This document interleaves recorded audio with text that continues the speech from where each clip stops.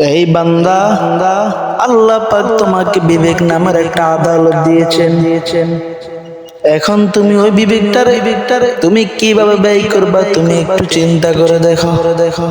আরে মুসলমান, তাকায় দেখ, আওয়ামী লীগের বান্দারা যখন মিছিল করে তখন তারা বলে আমরা সবাই মুজিব সেনা, ভয় করি না বুলেট বোমা।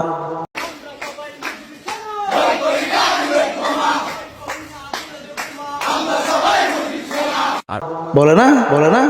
আবার দেখবেন বিএনপি যারা তারা স্লোগান করতে বললে আমরা সবাই জিয়ার সেনা, ভয় করি না বুলেট বোমা।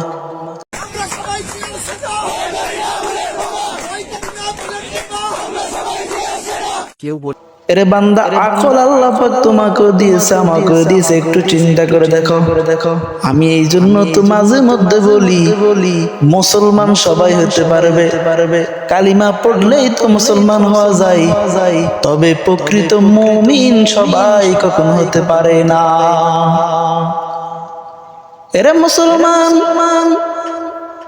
আওয়ামী লীগেরা যখন স্লোগান দেয় তখন তারা বলে আমরা সবাই মুজিব সেনা, ভয় করি না বুলেট বোমা।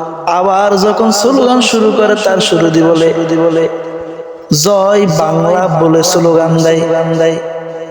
আর তার বিপরীত তাকায় দেখ, ইসলামী আন্দোলন চরমনাইওয়ালারা যখন স্লোগান দেয় তখন তারা বলে নারায়ে তাকবীর, আল্লাহু আকবার।